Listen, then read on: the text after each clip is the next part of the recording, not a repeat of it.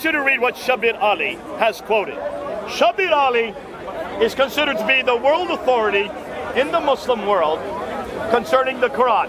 He is their authority. He's a Dr. Shabir Ali. He has a doctorate in this area. He lives in Toronto. He's a good friend of mine. What did he used to say about the Quran? These are his quotes. Tony Costa pointed out that we have a copy of the Quran dating from 790 in the British Museum. Okay, that's the Ma'il Quran. Yes. That's the 2165 manuscript. Yes. Folks, that's 1,300 years ago. And we can compare that with what we are reading today, and we find them exactly identical. So this is identical with the Quran that we're reading today, yes, according to Dr. Shabir Ali. Yeah. Okay? Let me continue. But what is important to notice is that throughout the ages of Muslim history, the Muslims have not quarried over what is the text of the Quran, because the text was known throughout memory work and throughout the written materials handed down right from the time of the Prophet Muhammad. Peace and blessing be upon him. As I said, the two copies that were made 1,400 years ago. One, which is in Tashkent, Russia. That's this one right here. This is the Samarkand manuscript from Tashkent in Uzbekistan. For example, has been demonstrated by Ahmed Denfer, sorry for pronunciation. Denfer, in his book, Alum al Quran, to be an early copy from that time, and we find no difference from that copy that what we are reading so today. No difference between this Quran and the Quran I have in my back pocket. This one right here. Is that true? Exactly the same. Do you believe what Dr. Shabir Ali has said? No, I don't believe it. No. No. Let's prove it. Prove it, yes. So how can we prove it? And what would convince you? What would convince you to prove it? Well, for one thing, I'd want to see 114 surahs. So, you want to see 114 surah from Surah Fatiha to Surah Nas completed and takes us, which is exactly the same with the current Quran we are reading. So complete and unchanged. Yes, exactly. That's the only two things we want. Yeah. We're not going to talk about eternal or sent down. You can't, there's no way we could judge that. But the two things we can judge is, are these manuscripts complete and are they unchanged? Yes.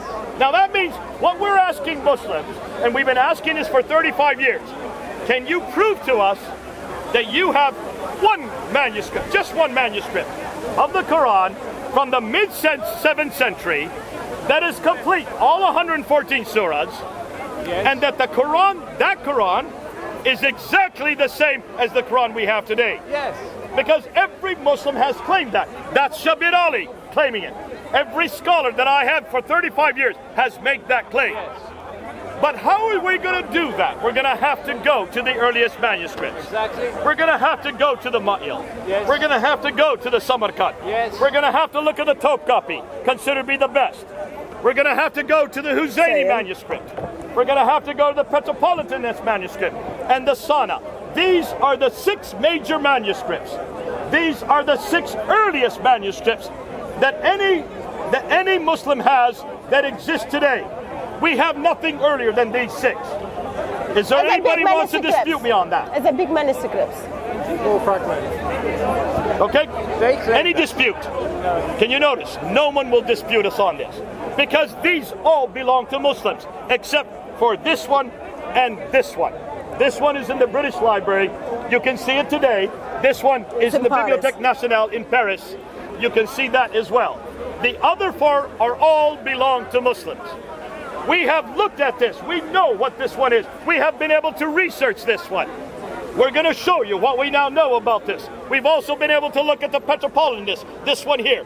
But these 4 we did not have access to. The Muslims wouldn't let us get close to them. So we went to 2 Muslim scholars. These are the 2 Muslim scholars who have looked at all the 6 manuscripts. So we've got Ekmeledin Ehsonoglu, and also we've got Tayyar Altikulic. They looked at the manuscripts which is in Topkapi, And then they told us lots of information about those manuscripts. Because they are the ones responsible for the Topkapi, considered to be the best of all the manuscripts. It is well agreed that it's the most complete of the manuscripts. We don't deny that. It is well assumed that it is Uthmanic. We've always assumed it. Dr Tayyar Altikulic and Dr Ekmeledin Ehsonoglu, sorry for my pronunciation, you're Turkish, you know better than me, are the ones who control these manuscripts. But they were given... the ones who studied them. Studied them, but they also own and they have control of the Topkapi. Now they went from 2002 to 2007. They were given 5 years to look at all these manuscripts, all 6 of them. And they wrote their writings, they wrote their references in 2009. If you just give me my bag here. In 2009, they wrote their conclusions. It's not there because you left it in the office. I was given their conclusions in 2013. No, I want to get this. Oh, yeah. This is the introduction of Mushaf al Sharif. This is their conclusion on the 6 earliest manuscripts. Now remember, these are Muslims. These are not Westerners. These are the world's leading authority in the Muslim world on the Quran. They are the only ones that have had access to all the earliest manuscripts. They are the only ones that were given 5 years to study these manuscripts. This is their conclusion, translated into English. I was given this in 2013. This is only the first 83 pages because the rest is page after page of the manuscript itself, picture after picture. That's very important. I then decided to debate Dr. Shabir Ali at Toronto in 2014, nearly 3 years ago, on their conclusions. He agreed to that debate. Go and look at that debate. Over 500,000 people have now watched that debate. Look and see what happened in the first 30 minutes. Because by the end of the first 30 minutes, we have pretty well destroyed the Quran just using their research. And this is what we found. Now we're going to now introduce what we know back then, but what we have found since then. Because this research is continuing on. What did Altikulic and Ekmeledin Ehsonoglu say about the Topkapi? So, first thing they told us, actually this is not the Quran from Uthman. Okay, it's not even from the 7th century. Yeah, it is dated second half of the, not second So half. the beginning, second half of the Islamic century, but the first half of the 8th century. So it is dated around the end of the first half of the 8th century. Yeah. So about 740 to 750. When did Muhammad die? 632. When did Uthman supposedly write this? 652. So how many years later? Approximately over nearly 100 years later. Nearly 100 years. 90 to 100 years later, this book was written. This is not Uthmanic. It is not from the 7th century. Is it complete? It's not complete. Thank you. It is not complete, first of all. It's approximately 98% of the Quran though. So you've got Fatiha, Surah Fatiha is missing little bit. Surah 5 verse 3 to 8 is missing. Surah 17 verse 30. Surah 17 verse 17 to 33 is missing. So there are the verses are missing in it. But it's not only that, you can't even read full of it. It is not fully readable. If you look at the pictures, you can see there are holes in it. Many pages have holes. Others have worn out from water damage. They didn't keep care of their Qur'ans very well. You have to wonder if this is the greatest revelation for all of humanity. Why could they not preserve this book for 1,400 years? Oh, did I say 1,400? Now it's 1,300 years. Yes, be correct. It's not 14, it's 1,300 years. And take a look, that supposedly is Uthman's blood stain. Uthman died 100 years earlier. So that can no longer be his blood stain. But what was most damaging was when they read the Quran. And what did they find out? How many manuscript variants did they find? So there are 2,270 manuscripts variations. 2,270 manuscript variants. That means words and phrases in this Quran that are not the same as the Quran we have today. So how can they say that this is complete? It doesn't. It is not complete. How can they say it's not from that it's from Uthman? It's over 100 years after Uthman. How can they say it's exactly the same? It has 2,270 manuscript variants. Throw that away. You can't use that anymore. So now take a look. Let's do the next one. Differences between, no, hold on, I'm going to come back to that. Differences between the Topkapi and the 1924 manuscript that we're using today. The one we're using today was canonized in 1924. That's 93 years ago. That means it's younger than Prince Philip. Prince Philip is older than the Quran that we use today. So let's compare the Topkapi. There are 2,000 differences. We don't have time to do all of that. Let's just look at one of them. There are 2,270 variations. So when you look at the Topkapi Mushaf in Surah 14 verse 38, comparing that with the current Quran Muslims are reading, you will read, you know, what we concealed and what he revealed.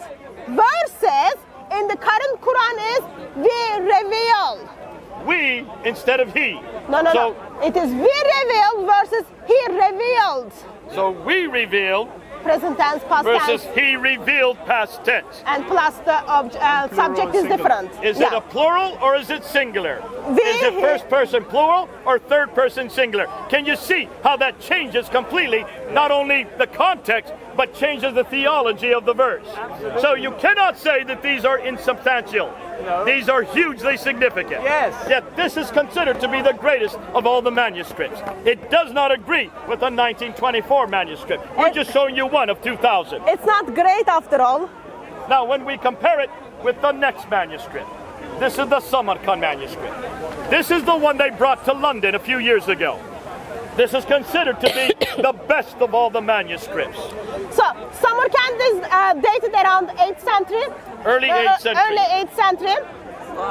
Sorry, early to mid 8th century. This was also looked at by Altikulic and Ekmeledin Ehsonoglu. Yeah. They looked at this. They were very clear that this had huge problems. First of all, it only goes up to Surah 43. But there's 114 surahs in the Quran. Most of the Quran is missing. What is more, as they read it, they noticed that whoever wrote it did not know Arabic very well. It had error after error, grammatical mistake after grammatical mistake. And they said it's an embarrassment. Do not use this anymore, they said. It is also too late. It is not from the 7th century. It is from the early to mid 8th century. But let's look and see what they meant. So when you look at the 43 surahs that do exist, what do we find from those surahs? This is what she has done. This is her work. When Hatun looked at it, she looked at the entire manuscript. She found that in Surah 2, 74 verses were missing. So even though the surah is included in the 43 surahs, 72 verses are missing. In Surah 3, 46 verses are missing. In Surah 4, 66 verses are missing. In Surah 5, 84 surahs are missing. And on and on and on. When she looked at it, of the 43 surahs that were there, only one surah was complete. 18 had nothing in them. So 18 were completely blank. And the other 24 that were there were all partial. So not only was it only go up to Surah 43, much of the 43 surahs were missing material.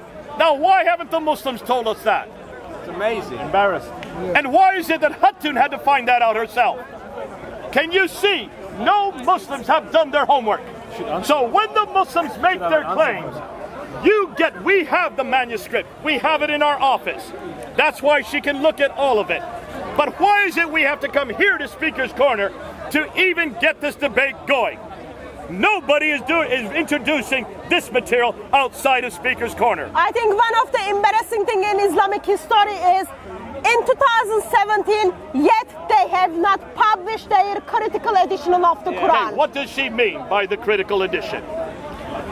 Basically doing what she just did here. The critical edition of any book. Now you're a scholar, are you not? you know what critical edition is. When you look at Shakespeare's writing, you ask and see whether or not Hamlet that we're reading today is the same one that he wrote when he was writing. And you look for earlier manuscripts, and then you collect all the manuscripts of Hamlet by Shakespeare, and you compare them, and you see that there have been additions, accretions, deletions. This happens with every famous piece of literature. Yes. And by looking at all of them, you try to go back to the original piece. That's called the critical edition. We do that with every piece of literature, and especially the Bible, because we have 24,000 manuscripts.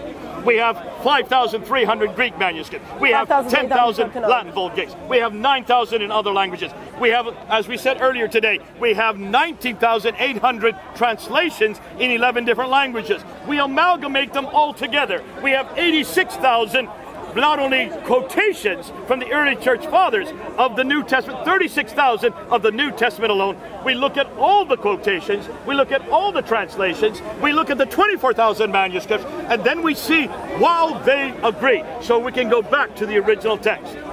That has not been done with the Quran. Here's the thing, Jay. When we look at the Bible, we see there is a small note under the John chapter 8. Tells us some of the early manuscripts do not contain this. This is what we were talking about. Yeah. When I have the Quran in my hands, I do not have any notes in my Quran. Tells me Surah 5 verse 3 to 8. Some of the manuscripts do not have this verse. That is shame actually. If you look at it, Islam since 1,400 years. Go ahead, keep talking. Give me the Samarkand. 1,400 years, Islam has been in power in Muslim countries. They were not even capable to keep their perfect Quran, but they are not even capable to provide for us a critical edition of the Quran, which actually helps Muslims to see, yes, there are some changings, there are some corruptions in their Quran. That is actually disgraceful when you think about it. You all remember when this book was brought here to London, about 2 years ago. They had a special conference on this manuscript, Samarkand. It was showcased at the British Library, along with the Sinaiticus, and along with the Old Testament Sinaiticus, the book of Isaiah. I think it was the book of Isaiah. And they said there very clearly that this Quran was complete and unchanged. It was there, and every one of the tour guides were demanded to say that this book was complete and unchanged. Did anybody question them? It is shame if they haven't. How is it that no one questioned them on that? Because nobody could question them, because nobody had done any work on it. Now listen, Hatun, how old are you? Well, give me your reference. You're in your 30s, right? I'll go 11 again. Okay, she's 11 years old. Now, Hatun 18 again. was able to go through the Samarkand on her own and was able to find all of this manuscript problems. How could one girl who does not have a doctorate in this area, how could she know what those for 1,300 years did not know? Here's the thing, James. Actually, it is accessible to Muslims. It is accessible to Muslims who can read Arabic, who can question their faith. I have to go through those things because we are told we need to love people. Jesus loves Muslims. He died for them. So we share those informations with Muslims because we want their eternity to be in a safe place. Muslims who fail to share those informations, they did not even bother about their Muslim brothers and sisters. I have to do that, or my dear friends needed to do that. It is shameful actually for Muslims again. But isn't it interesting that the first place we're permitted to introduce this material has to be Speaker's Corner? We cannot introduce this in the School of Oriental and African Studies. We cannot introduce this on any university campus in Britain. No, but it's illegal to say this on the university campuses. But we can do it here on a ladder that we have just now been able to get back as of last Thursday. Now let's go and look at what we have found. We've looked at the Topkapi and the Samarkand. We don't have time to go through all the differences. But in every case, you're going to find that the Topkapi does not agree even with the Samarkand. These are just 2 of the 6 manuscripts. This is material that Hatun has put together. That's Altikulic material. Here you can see Topkapi Tashkent, which is the Samarkand again. This is material that you can get from that's online. Yeah, this is Altikulic material this again. Is Altikulic. Even the Muslim scholars are not doing it. Now let's go to the Ma'il. This one you can look at. Now, I was in the British Library a few years ago unpacking this book. Some Muslim guard overheard me, went to the authorities, and I was escorted out of the British Library. And I was told never again to say anything critical about the Quran in the British Library. I cannot go back to the British Library and tell them what I know about this book. Yet I have a doctorate in Islamic studies on the Quran and on Muhammad. This is my area of expertise. And most of what I research comes from the British Library. But I'm not permitted to say so in front of any Muslim. That's what's happened to Britain. We can only do it here at Speaker's Corner standing on a ladder. To me, that's shameful. But what do we now know about the Ma'il Quran, the 2165? The Ma'il Quran only goes up to Surah 43. Again, much like the Samarkand, the Tashkent manuscript. So it is not completed? Only 53% of the Quran exists in that manuscript. It is full of manuscript variants. It is dated to the late 8th century. It is known as the Ma'il. Let me have that picture again. The reason why it's known as Ma'il is because if you look at it carefully, the script is slanted. That's what Ma'il means in Arabic, the slanted script. But why is it Muslims don't know about this? Why is it Muslims have not mentioned it? Why is it for 1,300 years they have never done a critical edition of this manuscript? Why are we now required to do this for them? And why is it finally that we're bringing this down to Speaker's Corner? As I said, it is only Christians who concern for the soul of Muslims, not Muslims. Yes. Well, here's the Husseini manuscript, considered to be one of the six greatest manuscripts. This is known as a monumental text. This is in Cairo. Now the Husseini manuscript, according to Dr Altikulic, this is not Uthmanic. He dates it to early to mid 8th century. Dr. François Duros, who is a scholar on the Arabic text, disagrees with him. He dates it to the 9th century because of the style of writing, because how large a manuscript it is. These were introduced in the 9th century, copying Christian manuscripts. So he dates it a whole nother century later. But even in the 9th century, it was not complete. Even in the 9th century, they were still changing it. That's the Husseini manuscript. And then we come to the Petropolitanus manuscript. François Duros is the one who's done the most work on it because he's the curator at the Bibliothèque Nationale in Paris. Now, there are many different parts of the Petropolitan manuscript. There is a 328. It's only 26% of the Quran. The 330G is only 15% of the Quran. Another manuscript called the 614A is only 4.2%. There is no complete manuscript. Now, why haven't we been told that? Yes. We've been told it's complete. We've been told it's from Uthman. We've been told that it's exactly the same as the Quran we have today. Dr. François Duros has thrown that all out. He said by looking at it, just this one here, the Arabic 328, it disagrees with the Quran we have today in 93 places. So how could this be the same Quran? Only 26% of the Quran, and yet it disagrees in 93 places. When you look at the Petropolitanus, here's just one example. Surah 3, Ayah 158. It says, go ahead and read it. So, if you should die or be slain, you shall not be gathered. But in the current Quran we are reading, it says, if you should die or be slain before him, you shall undoubtedly be gathered. Completely different text, completely different meaning, completely different theology. So how can Muslims continue to say that there's no differences? Folks, can you see? This is just one of the 93 we're looking at. Here's another one. Surah 14, Ayah 37. With Surah 14, Ayah 37. Can I have a little bit of that? Thanks. So, in Paris manuscripts, it says, "Our Lord, I have settled some of my descendants in an unsulvitated valley near your secret house, our Lord, that you may establish prayer and make hearts among the people."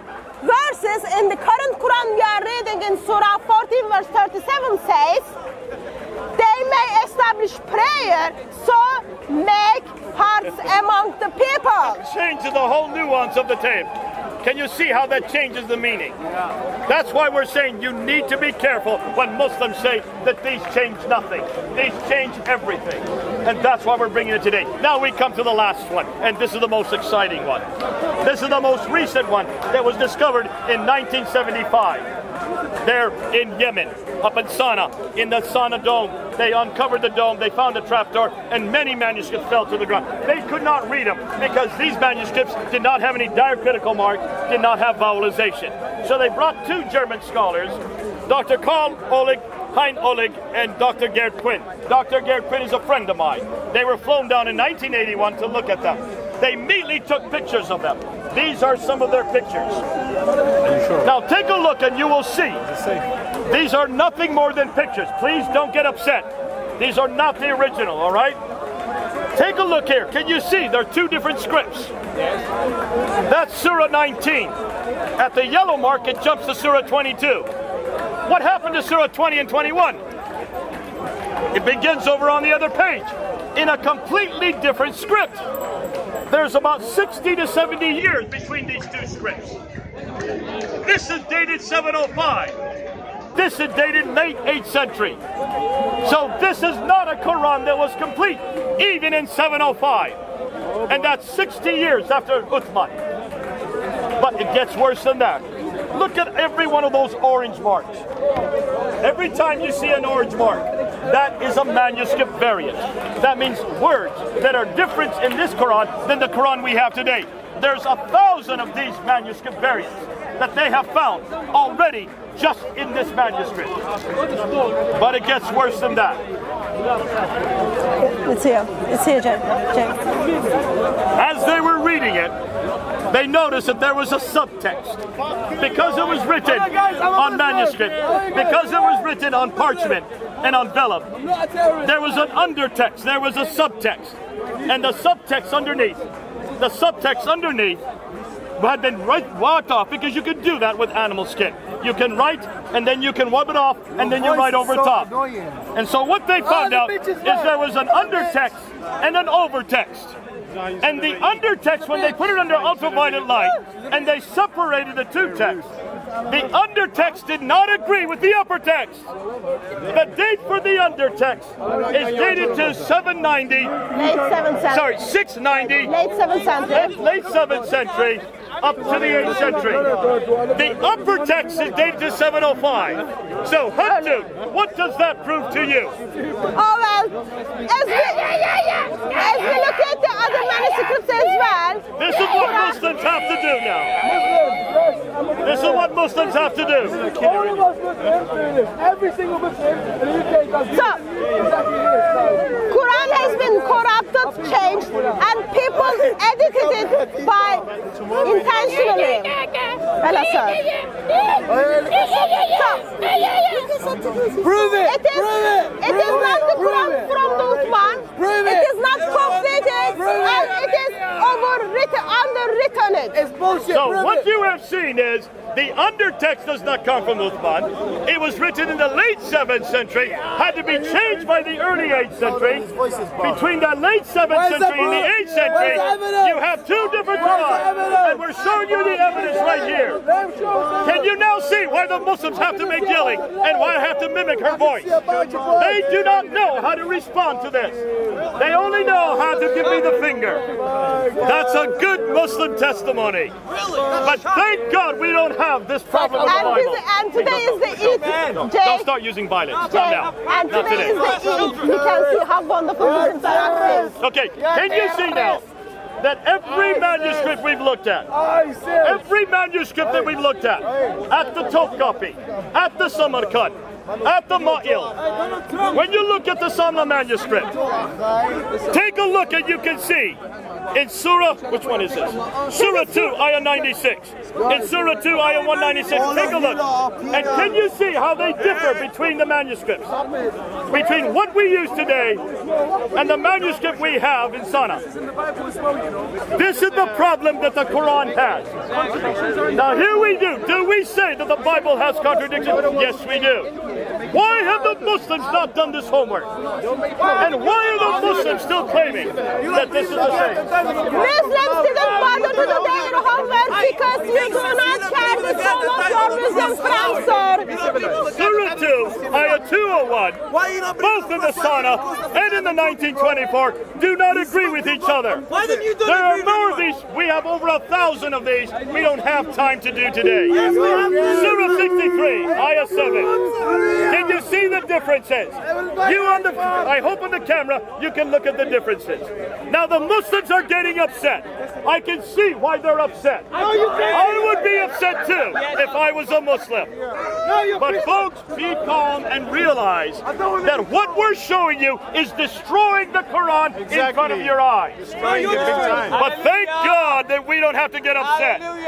Thank God that we don't have to get angry. And at Speaker's Corner, we still have the right to show you the evidence that we are now bringing up. Here's Surah 9, Ayah 73 to 74. Now, when you look at Surah 9, take a look at how different it is between today's version and the Sanaa version. Look at the difference. Here you can see, look at the differences between the two texts. There are accretions, there are deletions, there are insertions. It's just a disaster. Now take a look at this, Surah 9, Ayah 80 and 85. Almost the entire surah is missing. Entire verse. Okay, we're going to end this part off here. Now, folks, why have we done this? We have shown you the 6 major manuscripts. We have looked at what the scholars are saying. And every one of the scholars, Hatun, are saying what? They're all saying those Qur'ans are not from the time of Uthman. None of them are complete, and none of them are agreeing with the current Quran Muslims are reading. So, in a short statement, they are saying, sadly, Quran has been corrupted. We do not have the Quran from Uthman. Oh, so every one of the 6 manuscripts, not one of them is from the 7th century. Not one of them is the same as each other. Not one of them is complete, and not one of them equals the Quran that we have today. So how can they say that the Quran is eternal? How can they say that the Quran was sent down? How can they say that the Quran is complete? And how can they say the Quran is unchanged? We have just now shown you that every one of these 6 manuscripts is late over 60 to 100 years later. Not one of them is from the century Muhammad lived. Not one of them is from the century of Uthman. They all begin to appear about the time of Abdul Malik and Al-Walid, his son. Late 7th century, beginning of 8th century. They don't agree with each other. Really? They don't agree with the Quran we have today. It's a shame. That's a disaster for Islam, actually. This is shameful of them. And disaster. And that's why the Muslims are getting upset.